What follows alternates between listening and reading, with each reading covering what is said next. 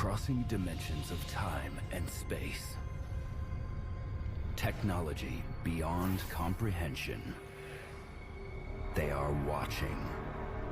They are waiting. They are already here.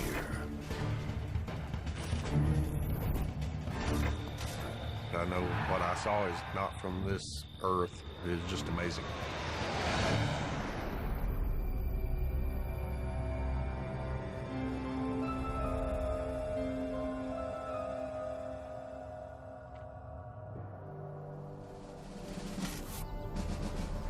Deep in the heart of Texas, the small town of Stephenville is surrounded by wide-open prairie, longhorn cattle, and big skies. On January 8th, 2008, local resident Steve Allen gets together with friends Mike Odom and Lance Jones to enjoy a clear, mild night. It had been a very harsh, cold winter. And I talked to my friend Mike on the phone earlier, and he says, come on over and we'll build a little campfire outside and sit out and enjoy the sky. And being a pilot, I look up at the skies quite a bit.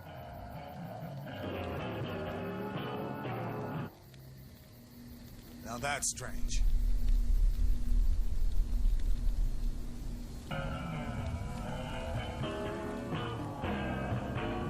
What the hell?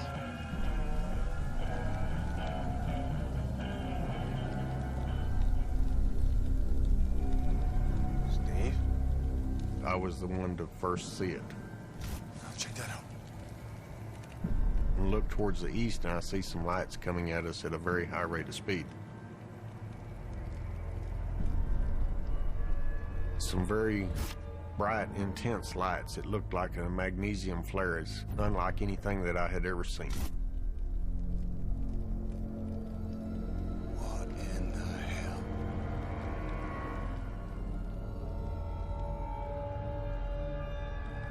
Nobody wanted to say anything because we was at kind of awestruck on it.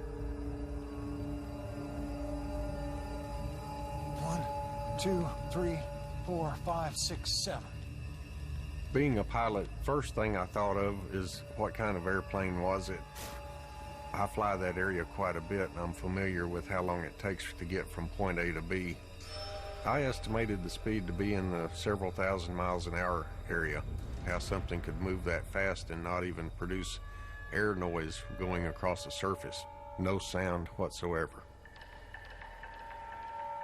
The lights come to a near-dead stop over Stephenville. I didn't know if it was a War of the Worlds or what. And then the 7 lights reconfigured to a vertical shape. The light configuration in the rear was different. It had 7 lights in the rear, blinking at no particular time. They sat there for a moment or two, and then all of a sudden they burst into a flame. You see anything like that? I've never seen anything like that before in my life. The flame looked like it was like a white, kind of a dirty oxygen flame, and then it just simply disappeared. It didn't streak off or anything, it just disappeared. What the hell? I had never witnessed anything like this. Lance Jones jumped in his car and took off.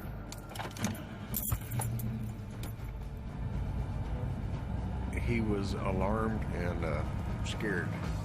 He didn't say goodbye, see you later, it's been real or anything. He just got the heck out of Dodge. Mike and I looked at each other and we said, what in the world happened? It just made no sense to me. We had to tell somebody. So we went into his house to tell his wife, Claudette, about what had happened. Claudette? Hey guys, you're back early. These lights came up. We were at the camp. We saw them above the tree line. They took off. Claudette's reaction at first was disbelief, and that's when she says, oh, you guys, I'm going to call Lance. And we invited her, go ahead and call Lance, you know, to verify our story. Why Lance has more credibility than Mike and I do, I don't know.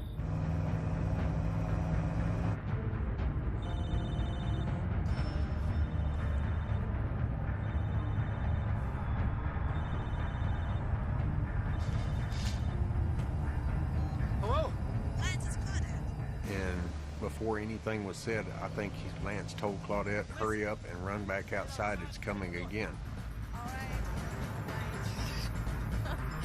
This better be good. It came by closer than the original time and lower as well. This thing was up close and personal. It wasn't something streaking out across the universe. It was close to us. And then all of a sudden, 2 F-16s came by. Full afterburner, had the flames hanging out the back of the jets in pursuit of it. We live in the close proximity of 3 different Air Force bases. We never get any F-16s in the area at that altitude, much less in pursuit of another aircraft. It seemed like it was kind of keeping them at bay, like it could control its speed far greater than they could.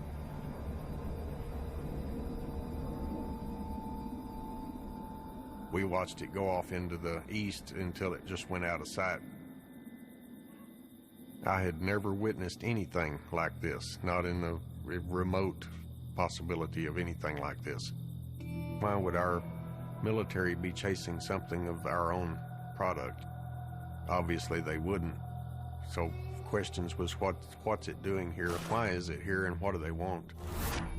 Is it of danger to us? I had many questions that I needed answers for. I told Mike and Claudette when I left that night we're going to get to the bottom of it, but I had an urgency to go home. My first feelings was if it's the end of times, I'd like to be at home and protect my house and my wife and be with loved ones. I was still trying to process all we had seen and get it straight in my mind.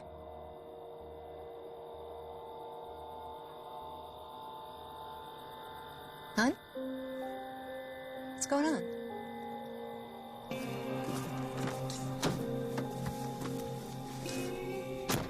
What's up? Me and the guys tonight, we saw some pretty strange lights in the sky. They were doing things I'd never seen anything do. A couple of jets went after them, but they couldn't catch them. My wife could see that I was visibly shaken and knew I had actually seen something. UFO? I don't know. She begged and pleaded with me to not tell anybody about it. Honey, look, you can't go around talking about UFOs, okay? What we saw was real, and I'm gonna find out exactly what it was. Well... She didn't want me to speak about it because she'd think people would think we was crazy. Of course, being a typical male, you gotta talk about it, you know, and do exactly what your wife tells you not to do. If I saw it by myself, I might have not said anything, but since there was 3 of us, I thought, well, I've got to talk about it, with the hopes that other people had seen it. I got probably 30 minutes of sleep that night. I didn't sleep very much at all, trying to figure out what had happened to us.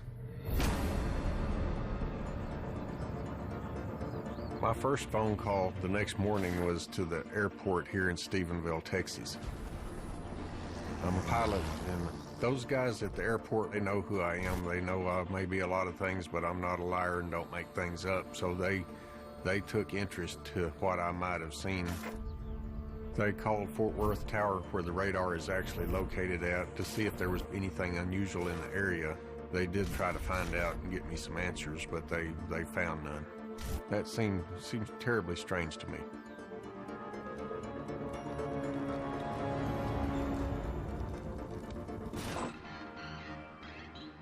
My next phone call was to the newspaper to see if they had anybody that might have witnessed it or reported it. When I told the reporter what I saw, she had not heard or seen anything of what we had seen. She found some credibility to my story, and that's when she decided she would take it and run with it. A lot of people saw what we saw. But quite a few people here don't like the limelight or be out in public. Didn't want their names mentioned. Several of them I persuaded to go ahead and come forward, you know, since, you know, hey, I'm here by myself, you guys help me out. And sure enough, one came to my aid, thank goodness.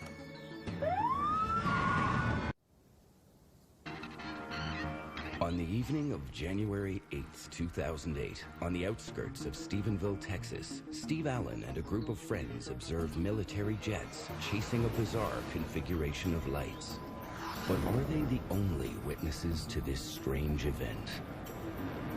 I called a newspaper here in town and I talked to the editor, and I told her the story, and she asked me if they could print an article, and I said, make sure you put my phone number in here just in case somebody else might have saw it. They can call me. I probably talked to at least 60 people the first day.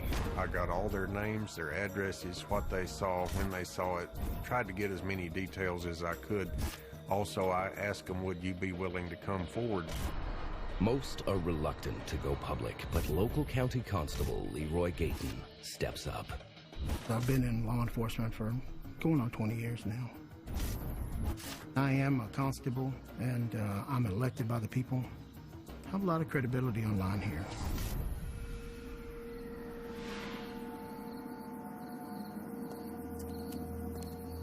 Saying Mom enjoyed her birthday? Yeah, her face was huge on that. It was my wife's birthday. How was dinner? I had bought a cake. We'd cooked for my wife. Dad, what's that?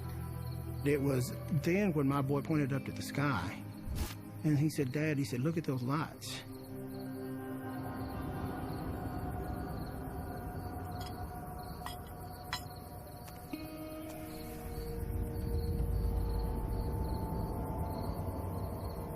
I got a pair of binoculars and trying to get a better look of what it was that we were seeing.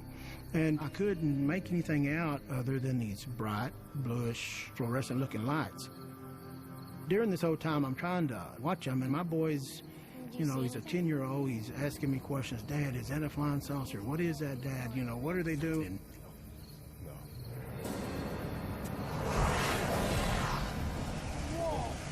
I know they're jets because I see them at the house all the time. I hear them. Who's that? I just thought to myself, is it a part of an experiment? What is this? I mean, everything's happening so quickly, and I'm thinking to myself, 9 million things. Is it something out of this world? Is it military?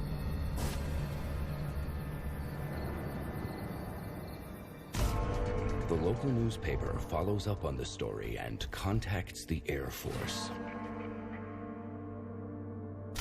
They reported that they did not have any aircraft in the area and nothing was going on. I found it quite alarming. You know, I know what an F-16 looks like. They flat out denied that they had military planes that night.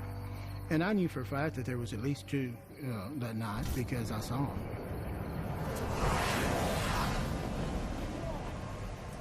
That obviously sends up a red flag to me. What are they trying to hide?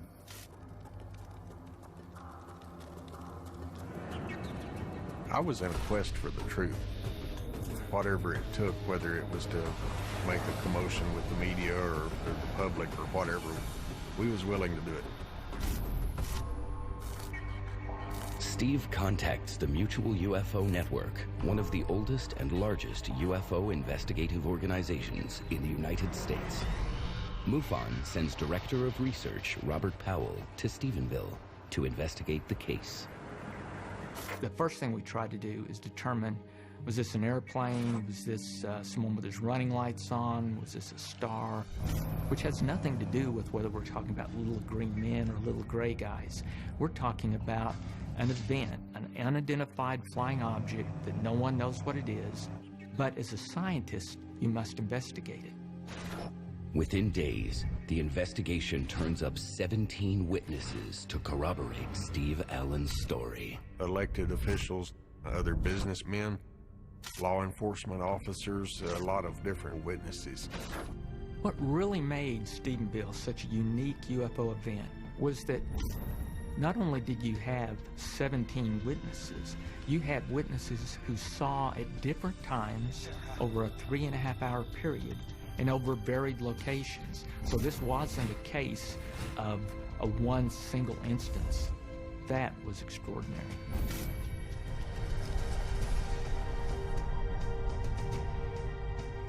Then, another credible witness comes forward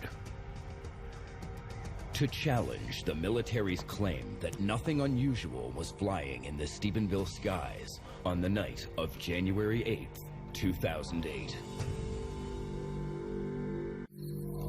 The U.S. military denies dispatching F-16s over Stephenville, Texas on the night of January 8th, 2008.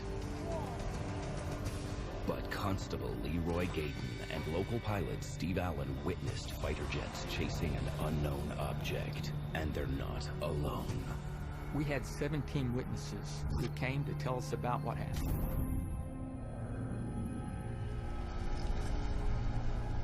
Quite a few people did come forward as unlike anything this town or this area had ever seen. And one reliable witness account stands above the rest. The night of January the 8th, one of my officers was in the downtown area near the Erath County Courthouse here in Stephenville. And he said to me that he saw a large object. To quote him, he thought it was an airplane that was going to crash. He said he could see the outline, the silhouette, and then he saw some lights. It didn't take long to know it wasn't an airplane because he said it was horizontal and then it stood up vertically close to the courthouse and it slowly moved towards the east sky.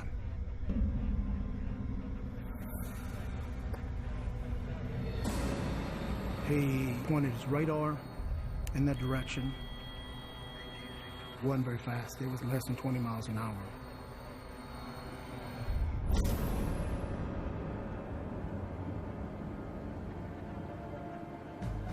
From my experience of flying, I keep up with the latest technology in the aircraft industry, what their capabilities are. Of course, the government has the best of everything, and it's pretty well known what's produced and what they have. They may have a secret. I don't think they have one of these, though. Aerospace engineer Dr. Wallace Fowler studies spacecraft design and flight testing. I have in the past held security clearances, and I'm not about to say things that I shouldn't be saying about things that I knew about back then. But I'm sure that there are things out there that the military is doing that they're not telling us about. The SR-71, for example, was an unknown thing for years. The F-117 was unknown for years. Well, there were these strange sightings of this strange airplane out in the Nevada desert. You know, probably somebody thought that was an alien spaceship, the way that thing looked. I knew it was some events that we'd never witnessed before. You didn't have to be a pilot. A first grader could have told you what they saw with good accuracy. Dozens of people in a North Texas town claim to have seen a UFO, and now it's getting worldwide attention. More and more witnesses continue to go public. We're approaching 100 people probably that have, seen something in regard to this UFO. Many credible witnesses and sightings, they all reporting it in the same area. The multiple reports set off a media frenzy. Numerous people witnessed what they say were mysterious lights in the sky in the Erath County town of Stephenville. And under the glare of the media, the military releases some new information. The military finally released a report saying that they did in fact have 10 F-16s in the area.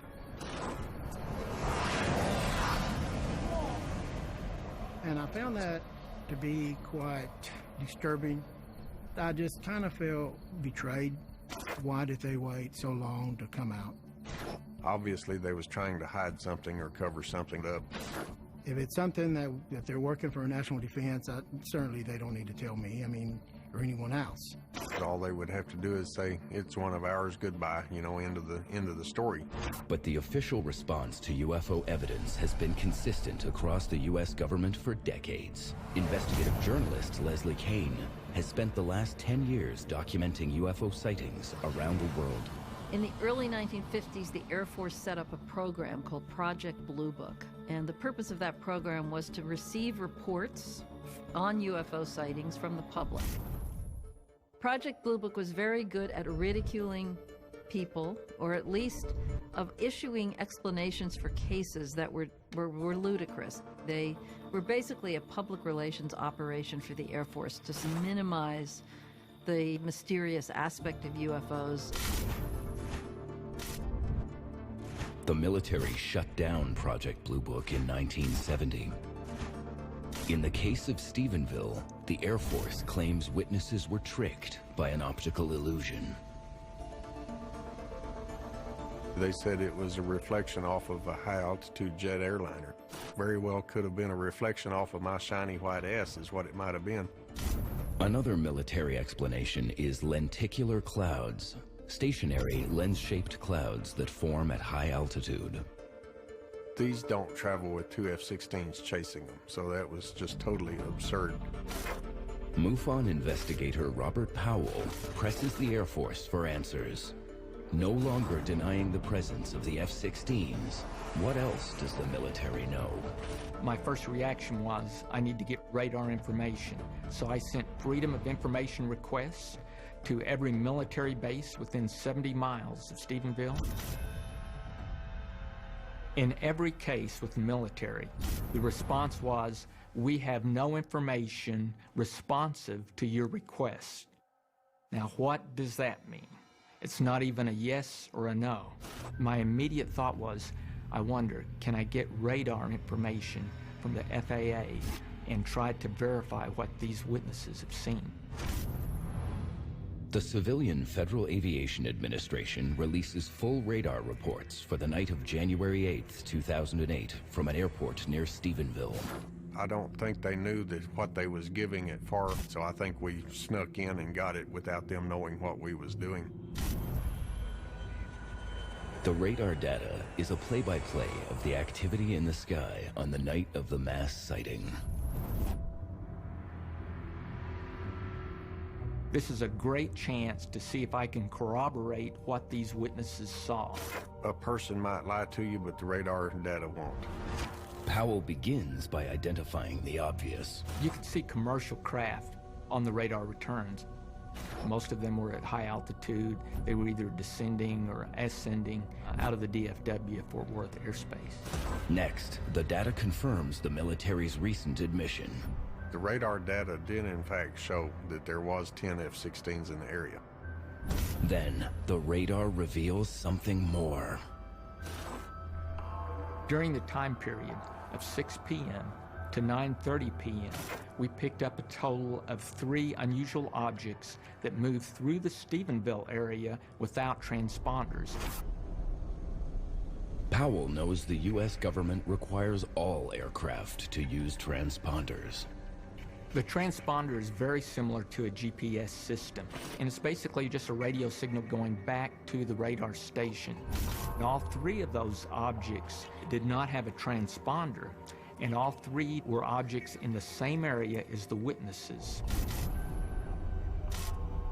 And then, the data uncovers a possible target. Commander, I think you should look at this.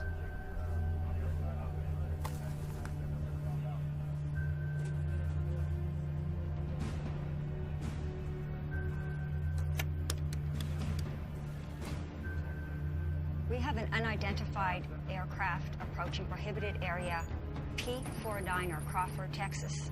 One craft without a transponder was headed straight into one of North America's most heavily guarded no-fly zones. One of the items that we saw on the radar was traveling directly towards Crawford Ranch. It was traveling in a straight line. We had over 140 radar hits on that object. Crawford Ranch is referred to as the Western White House. Home of the President of the United States, George W. Bush.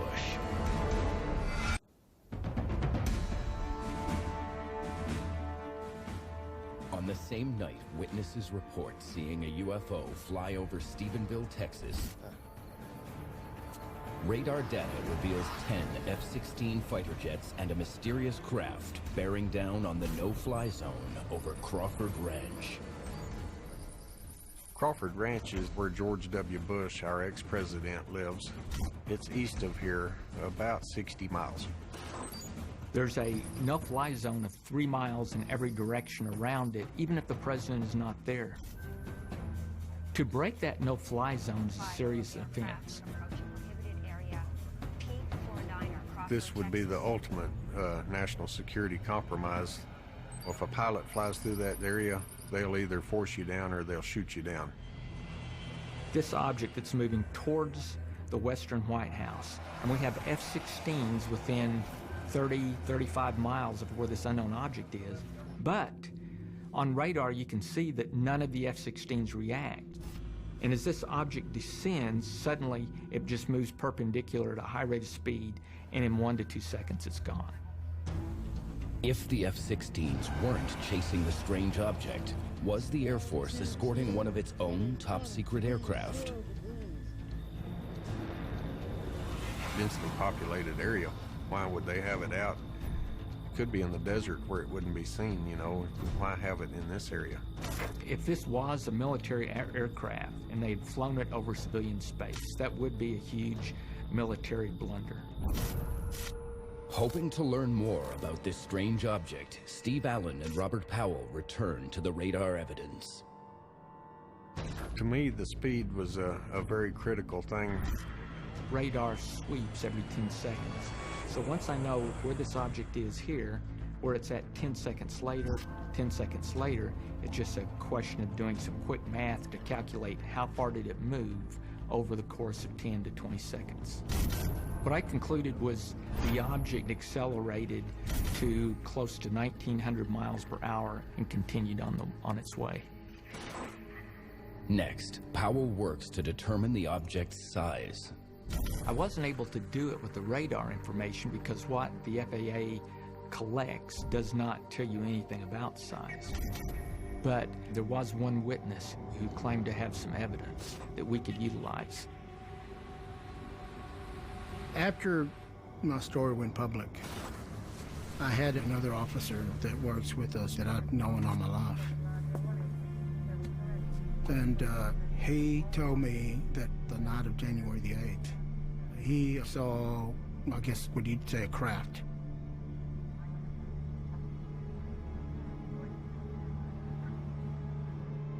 He said it was floating near the ground. He said it was very long, very thin, and it had a hub, a bubble.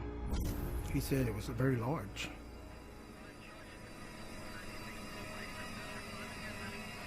He described an object, almost a city block in size. He said it was something that was very big. It was something that was doing very strange things and was traveling at a high rate of speed. And I trust him with my life. He has no reason to lie. I tried to analyze the size of this craft through multiple witnesses, and I would take the witnesses' visual description, and then I would look at where the object was based on the radar information. And based on that, I could estimate a size of the object using trigonometry. The minimum size of this object was at least 1/8 of a mile to 1/4 of a mile in size. Think about something the size, with a radius of 2 football fields. You take a football field on one end and spin it around one goalpost, and then you've got something about that size. The question is, are there man-made aircraft with such amazing characteristics? The SR-71 flew 2,100 miles an hour. So the SR-71 is totally capable of reaching that kind of speeds. The X-15 flew 6,000 miles an hour. The Space Shuttle flew 17,500 miles an hour or faster. So there are vehicles that we have built that can fly a lot faster than that. But in order to do what has been reported, a vehicle would have to have, number one, a lot of power. Thrust is the huge thing. You'd have to be able to have a lot of thrust for a vehicle that's 600 feet long or wide to go 1,900 miles an hour. Also, the total silence is what was very intriguing, how something could move that fast and not even produce air noise going across the surface. It was just totally silent where we was at. When a vehicle gets up to the speed of sound, Mach 1, what happens is a shock wave forms at the bow of the vehicle, and this shock wave is perceived by us humans as a sonic boom. Anything traveling at faster than the speed of sound, especially at a low level, you would hear it. Someone would have heard the sonic booms. But the vehicle itself was reported to be totally silent.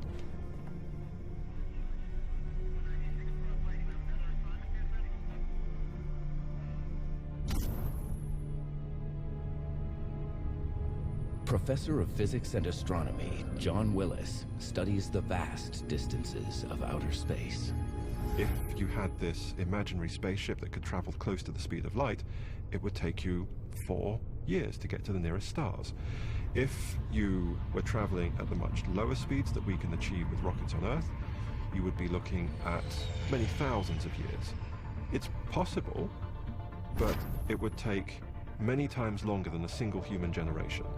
As a human race, we haven't yet thought about the challenge of taking that amount of time to transport humans across that kind of distance.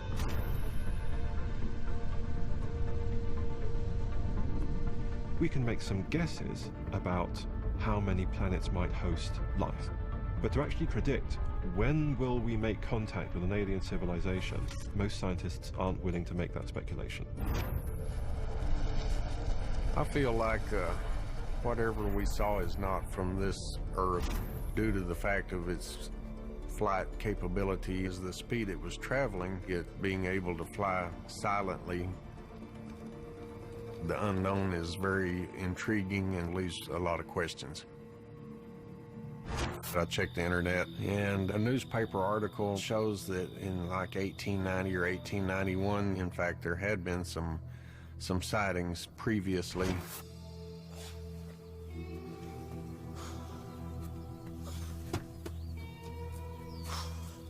There was a gentleman near the cotton compress over there that had witnessed a flying object of some sort.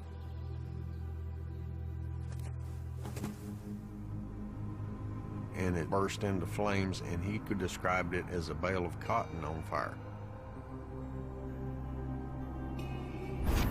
Now, I've seen cotton burn, and it's the same color of what I did witness, so his description was just dead on as far as the color of the flame. What it tells me is there has been multiple sightings around here. That's not the only sighting, so whatever it is, I feel like it comes and goes from this area. 2 weeks after the sighting, Constable Leroy Gaiten routinely patrols the streets of Stephenville. Something caught my attention up in the sky.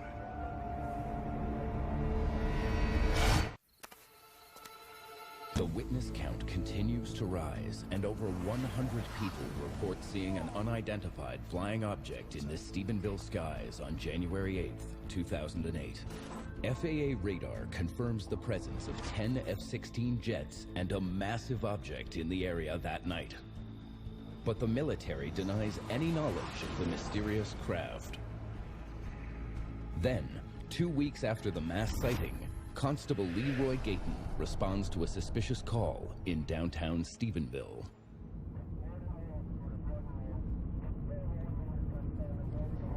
It was late, probably 3 o'clock in the morning, when over the radio I hear an alarm call come in. There was a business where an alarm was going off after hours. And being that I was close by, I thought, hey, I'll just stop and wait for the backup to come, and we'll check out the building.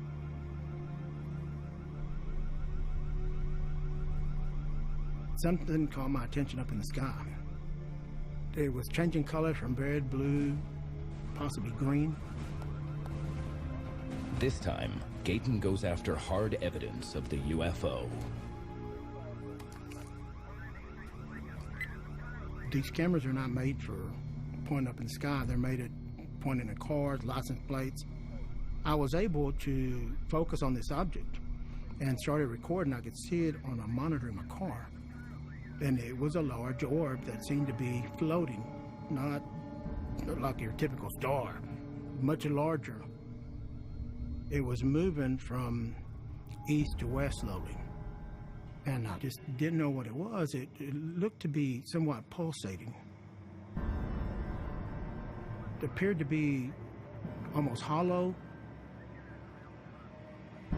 But I sat there and I videotaped it for 15, 20 minutes.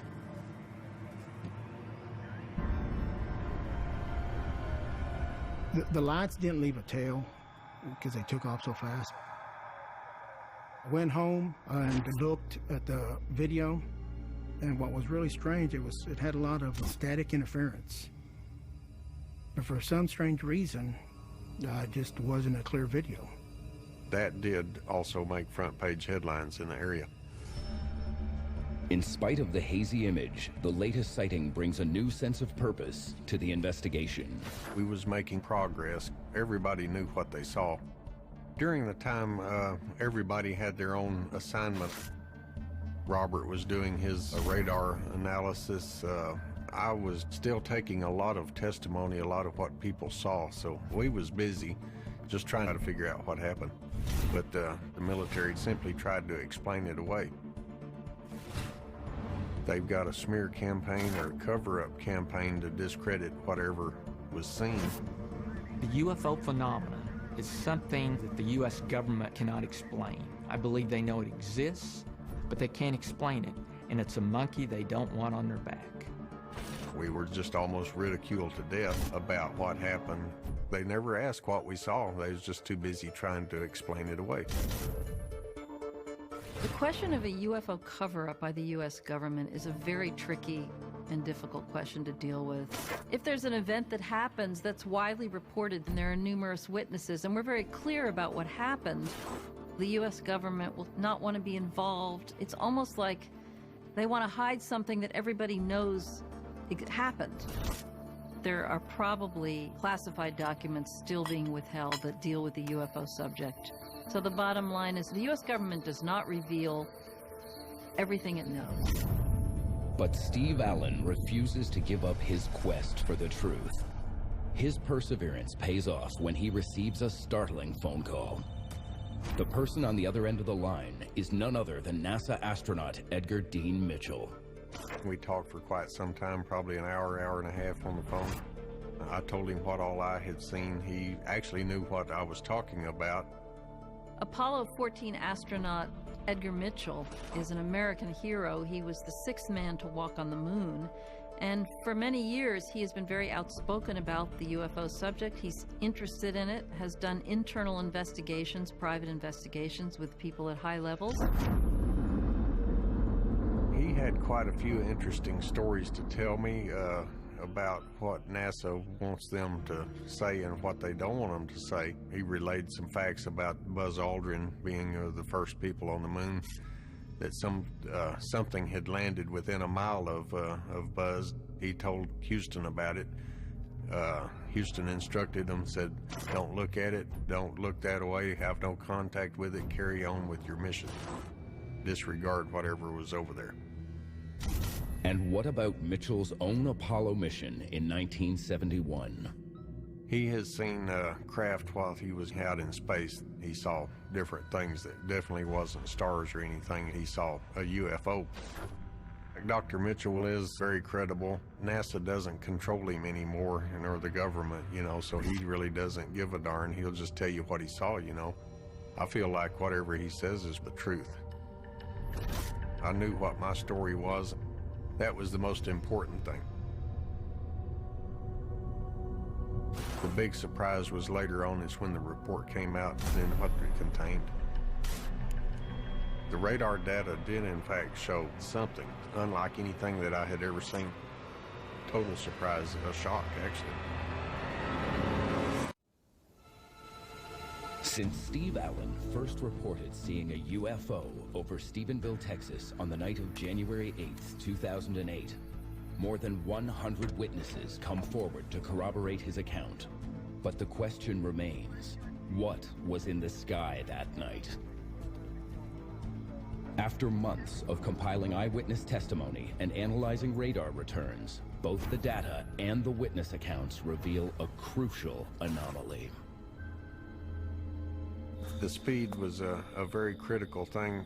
Very important that something this large can fly at that speed and come to a stop, go back the other way, and over-accelerate two F-16s. Very unusual.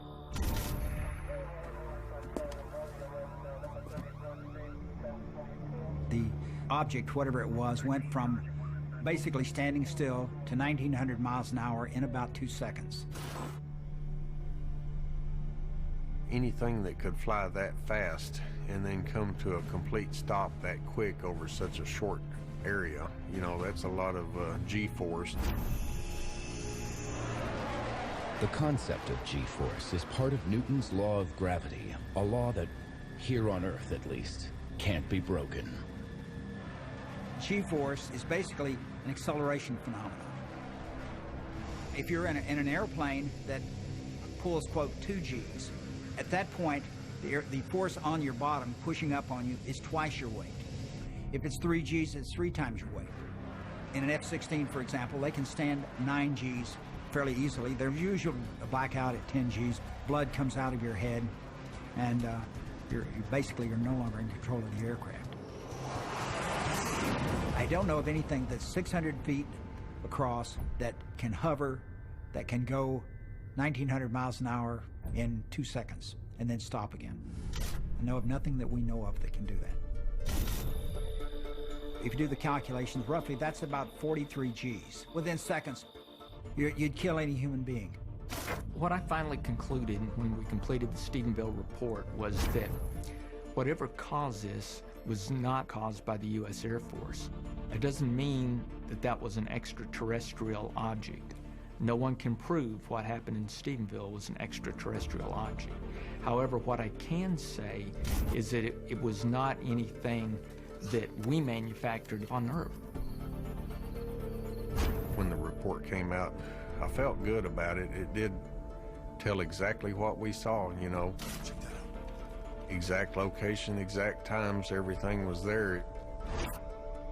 And I knew that I had seen something strange, but because of some people just maybe not believing, I somewhat felt vindicated because the evidence was there. We ran our analysis by 3 different FAA air traffic controllers. We asked them, please look at this, can you find an error in the report? And none of those 3 could find an error in our report. As it turns out, Powell's report may have been too good. Taking a cue from the U.S. military, the FAA tightens their policy surrounding access to radar data information. After our Stephenville report, the next time I requested radar information from the FAA using the Freedom of Information Act request, they refused to give me the same type of radar information, stating that they felt it was a threat to the national airspace for me to have that information. They may have accidentally sent us all that data and we compiled it, and sure enough, there it was. It substantiated what we saw. I don't think they want to make that mistake again. For its part, the military continues to deny that any unknown object ever passed through Stephenville airspace. 2008, more than 9 months after the first UFO sighting, a crowd of Friday night football fans pack the stands of the local area high school. They was having a football game, and whatever it was, the UFO or the craft pulled up over the stadium. The craft came directly overhead, completely stopped the football game. Players stopped first, and the refs was busy reffing the game, and then they watched the players all looking up. Everybody in the stands saw it, the football players saw it, the referees saw it. Hundreds, if not 1,000 people seeing the same thing. This is a real situation. It's not some kind of hallucination. Say, Mom enjoyed her birthday? Yeah, her face was huge on that one. Since January the 8th and these other events, my life has changed. My beliefs have changed. Now I'm open to the possibility that there is life beyond our Earth, and I hope that before I leave this great Earth that I have an answer of what it was that I saw. I knew it was a life-altering experience. I knew it was something that not many people had the pleasure of witnessing, that I was blessed being able to see it. I believe in life in other universes or galaxies or solar systems. You'd have to be very narrow-minded to think that we're the only people out there. Steve Allen's quest for the truth isn't over. I sincerely hope I get to see it again. I want to know what it is. I look up at the skies quite a bit now.